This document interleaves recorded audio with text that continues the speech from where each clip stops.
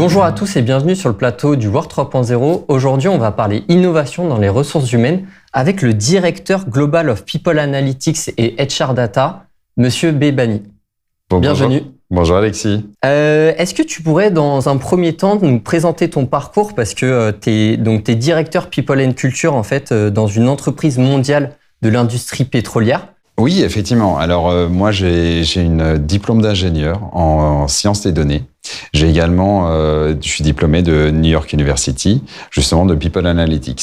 On va partir de là en fait. Est-ce que tu peux nous expliquer en quelques mots qu'est-ce que c'est l'analytics des personnes et en quoi c'est crucial en fait aujourd'hui pour les ressources humaines de s'intéresser à ce concept-là? Très bonne question, Alexis. Je dirais même que c'est indispensable même. Les entreprises sont confrontées à des talents, des sujets de talent, à des sujets de travail hybride, plein de sujets où ils ont besoin d'avoir des données, l'analyser et pouvoir répondre aux questions RH. Donc, ce département, qui est créé dans pas mal de grandes entreprises, c'est un département qui fait partie des ressources humaines et qui permet d'analyser et de valoriser les données RH. Ok, et du coup, dans le cadre de l'optimisation en fait des ressources humaines, comment justement cette analytics des données peut gérer le capital humain en fait d'une entreprise? Très bonne question aussi. En fait, comme disait Peter Drucker, qui était le père du management, il disait que we cannot manage, you cannot measure if you cannot manage. Donc on peut pas gérer, et ça s'applique aussi dans les ressources humaines.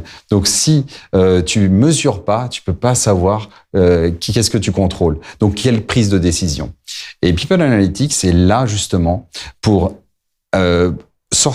valoriser ces données-là et pour donner au RH les clés pour prendre les décisions en termes de ressources humaines, mais également en termes de décision du business. Et c'est quoi l'exemple en fait qu'on pourrait donner à nos téléspectateurs notamment de données qu'on pourrait sortir sur justement cette gestion-là? Il y a toutes les données qu'on peut analyser, bien sûr en termes d'anonymat, mais il y a un point qui est vraiment important.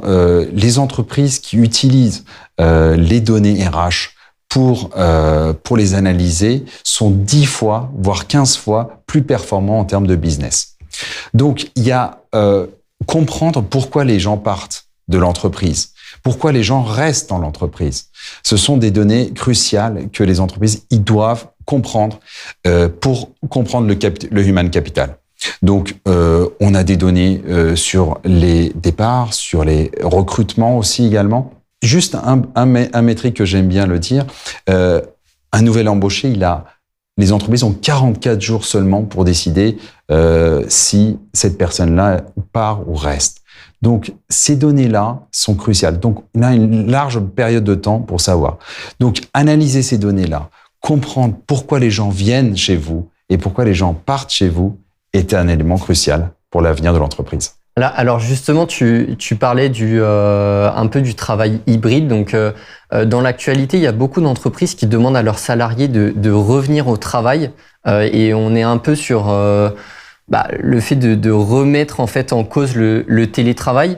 Toi, en fait, comment tu analyses et pourquoi en fait ces grandes entreprises demandent à leurs salariés de revenir aujourd'hui? Effectivement, j'étais il y a 2 jours en Unleash, qui est un événement majeur de RH, et je parlais justement de cette innovation de retour en entreprise, parce que pas mal d'entreprises demandent aux salariés de revenir. Il faut comprendre les étapes de ce travail hybride qui n'est pas arrivé comme ça. Le working model était avant, pendant la pandémie, tout le monde travaillait de chez eux. Pas tout le monde, encore une fois, hein, le travail à distance n'est fait que pour un certain nombre de personnes. Donc, il y a eu une certaine évolution dans le working model. Il y a eu d'abord les gens qui travaillaient à distance pendant la pandémie, ensuite ce travail hybride, 2 jours, voire 3 jours, par entreprise. Donc, on est plus dans une évolution. Si on regarde bien les recherches qui sont menées actuellement, on est plus à 3 jours par semaine. Donc, les entreprises poussent à 3 jours par semaine. Voire dans la suite, qui va arriver il y a une étude de recherche qui est publiée par KPMG justement. Il disait que dans l'horizon 2026, la plupart des PDG et des CEO pensent faire revenir totalement les employés au bureau. Donc, ce qui est important maintenant, c'est de comprendre pourquoi.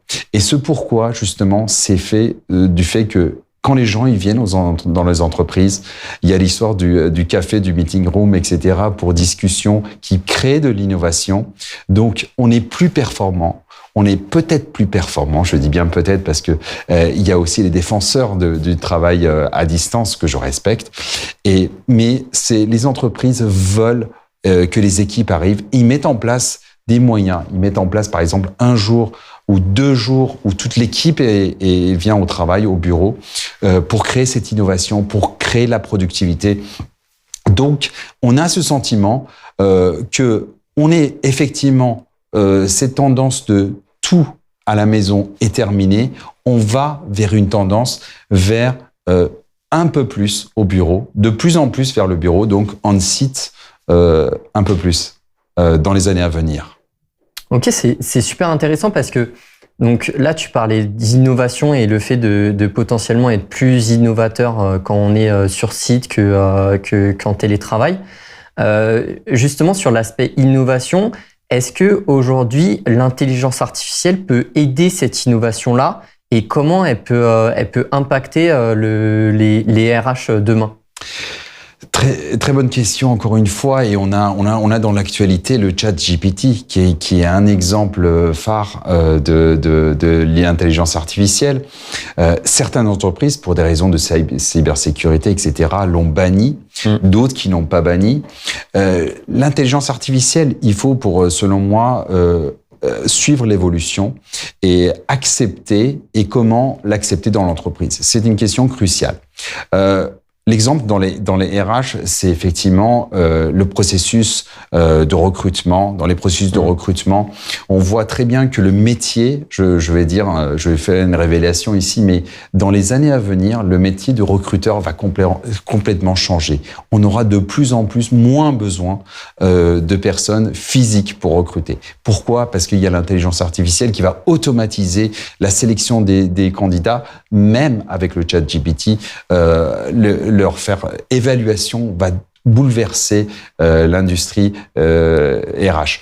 Donc, il faut s'accompagner, il faut aussi former les équipes RH à cette arrivée massive de l'intelligence artificielle. Il faut pas avoir peur, hein, il faut l'accepter, et aussi former les équipes. Et ça, c'est crucial. Et est-ce que aujourd'hui un ChatGPT ou tout autre outil d'intelligence artificielle peut améliorer l'expérience en fait des employés? Oui, tout à fait. C'est clair et net que l'amélioration va se faire dans le processus, dans les délais.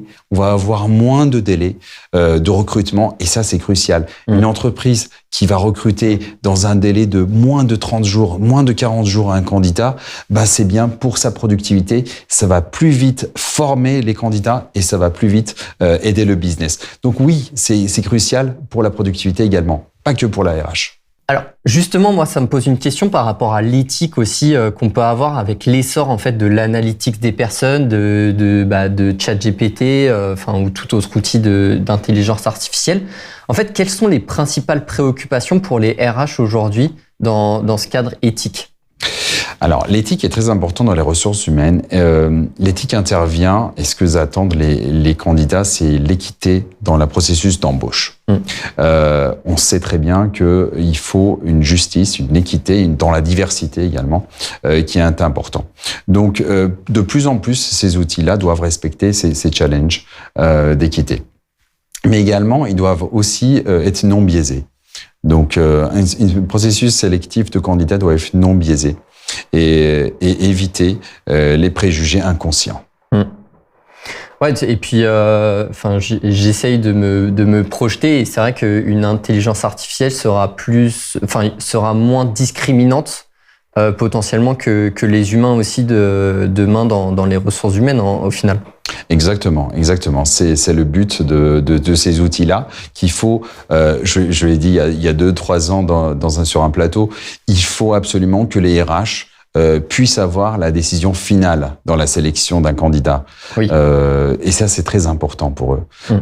Oui, pour la sélection, oui, pour les étapes, mais la décision finale doit revenir à l'humain. Tout à fait.